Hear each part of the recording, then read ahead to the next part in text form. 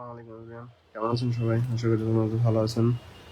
আজকে সকালে চলে আসলাম আপনাদের মাঝে। এখন হচ্ছে গতকালকে আসতে পারি নাই, সেটা হচ্ছে প্রথমত হচ্ছে একটু কারণবশত আসতে পারি নাই।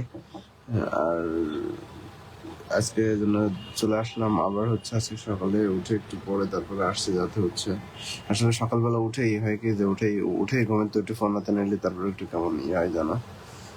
তারপরেও চলে আসলাম। আচ্ছা, এখন আগের দিনের আগে বিষয়টা দিয়ে শুরু করবো। আমার গতকালকে ছিল হচ্ছে 5 তারিখ। গতকালকে আমার টার্গেট ছিল হচ্ছে 11:30।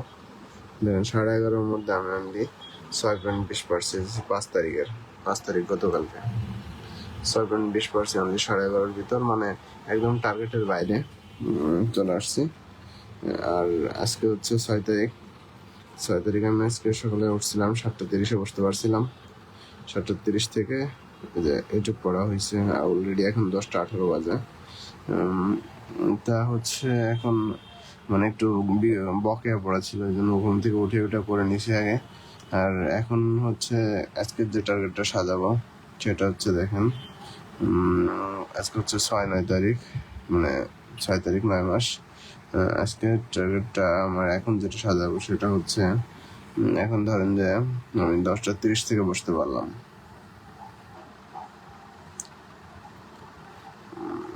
10:30 থেকে আমি আজকে হচ্ছে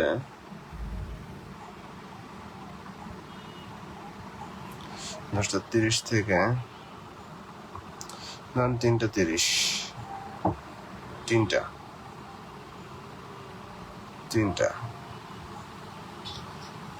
তাহলে 3 ঘন্টা, 4.5 ঘন্টা, 4.5, ঠিক আছে। আচ্ছা, আর ওই পাশে রাত্রে যেটা পারবো সেটা হচ্ছে 7, 7, 8টায় বসতে পারবো। 8টা থেকে 12টা, 4 এর ভিতর থেকে একটু বাদ যাবে, হাফ বাদ যাবে হয়তো খাওয়া গোসল করায়। তাহলে আজকের টার্গেট হচ্ছে আমার 8 ঘন্টা।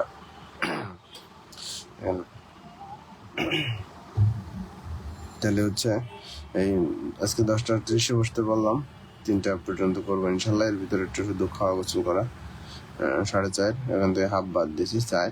আর এখানে রাত্রে এসে 8টার সময় চলে আসতে পারবো, 8টায় বসতে পারবো আর কি। এবার বাসায় এসে 8টা থেকে 12টা 4। 8 হচ্ছে আজকের টার্গেট। দেখি আজকের টার্গেটটা ফিল আপ করতে পারি কিনা। আর আজকের এর সাথে যোগ হবে সকালের টাইম টু 1 ঘন্টা 50 মিনিট, মানে 2 ঘন্টা যোগ হবে সকালে। 2 ঘন্টা ধরেন যে 10।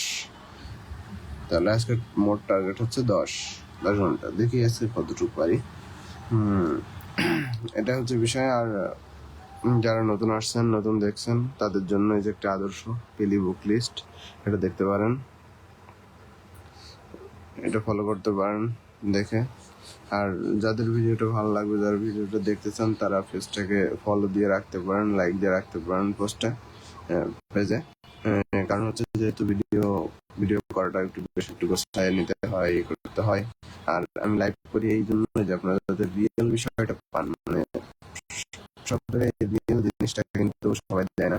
কারণ হচ্ছে যারা লাইভ করে না, এরা ভিডিও করে, এরপর এডিট করে, খারাপ অংশটা কেটে দেয়, ভালো অংশটা দেয়, অনেক বিষয় অনেকভাবে দেয়। আমি লাইভ করি এই জন্য যাতে আপনারা অরিজিনাল জিনিসটা দেখতে পারেন, অরিজিনাল বিষয়টা বুঝতে পারেন, অনেক কিছু উপলব্ধি করতে পারেন। আপনার প্রস্তুতির পথে সঠিক বিষয়টা সঠিক সিদ্ধান্ত নিতে পারেন। এই জন্য লাইভ করি। যার কারণে যারা দেখেন তারা ভালো লাগে, ফলো দিয়ে রাখতে পারেন, পাশে থাকতে পারেন। তাহলে আগ্রহ অনুপ্রেরণাটা একটু বেশি পাবো করতে। কারণ যখন মানুষ দেখবে তখন ভিডিও করার প্রতি একটা আগ্রহ বেশি আসে, আর যখন দেখবে মনে হয় তখন আগ্রহটা কমে যায়। এটা হচ্ছে বিষয়। আপনারা ভালো কিছু করতে তাহলে অবশ্যই অনুপ্রেরণা দিতে হবে। যারা ভিডিও করে তাদের এই ফলো দিয়ে অনুপ্রেরণা দিতে হবে, তাদের ভিডিওটা দেখে সেভাবেই আর কি একটু ফলো দিবেন, পাশে থাকবেন।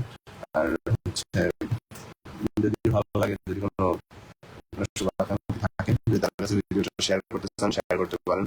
বা কেউ যদি দেখেন যে বই খুঁজতেছে, আপনার কাছে জানতে চাচ্ছে কোনটা কিনবো না কিনবো, তাকে যেটা দেখাতে পারেন, এখানে শেয়ার করতে পারেন, ঠিক আছে। এটা টার্গেট, এটা। আর এটা হচ্ছে আমার টাইম ম্যানেজমেন্ট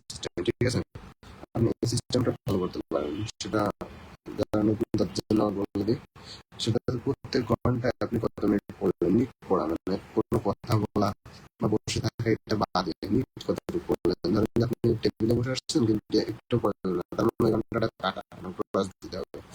আর আপনি টেবিলে বসে আসছেন কিন্তু আপনি হচ্ছে 30 মিনিট পড়ছেন, অনলি 30 মিনিট লিখতে হবে, 1 ঘন্টা দেখা যাবে না।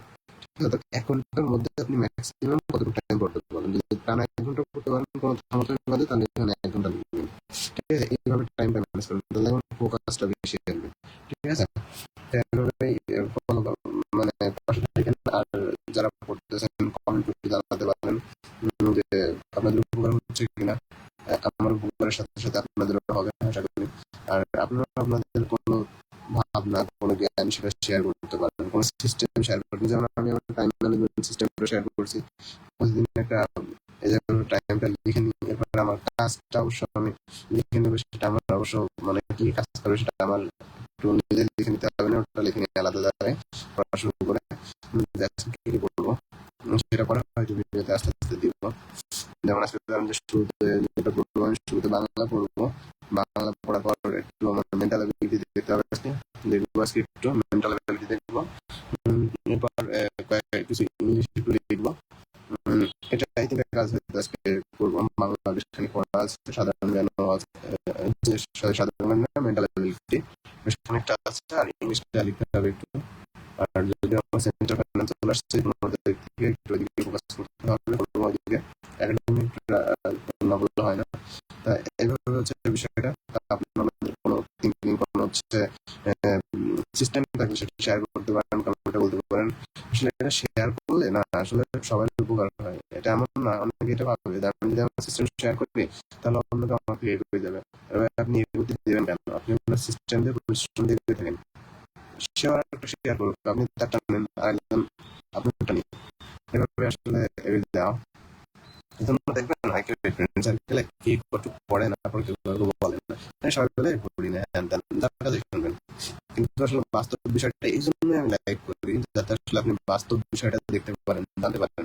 বিশেষ করে যারা মিডিয়াম লেভেলের স্টুডেন্ট আছে এদের জন্য অনেক উপকারী হবে এই বিষয়টা। তারা অরিজিনাল বিষয়টা যখন জানতে পারবেন নিজের উপরে একটা আত্মবিশ্বাস আসবে। ঠিক আছে? মূলত প্রকৃতপক্ষে যেটা জানেন সেটা হচ্ছে যে পৃথিবীতে পরিশ্রম ছাড়া কেউ ভালো করতে পারে না। পরিশ্রম করতে হবে তবে ভালো করা সম্ভব, পরিশ্রম ছাড়া ভালো করা সম্ভব নয়। কোনো এক্সট্রা অর্ডিনারি বলতে কিছু নয়, পরিশ্রমের পরেই অর্ডিনারি বিষয়টা আসলে কাজে দেয়, তারা কাজে দেয় না। ঠিক আছে? দেখতে থাকেন ভিডিওটা, নিজের আত্মবিশ্বাসটা আশা করি বাড়বে। এটা আজকে পর্যন্তই, পরে লাইভে আসলে দেখা হবে।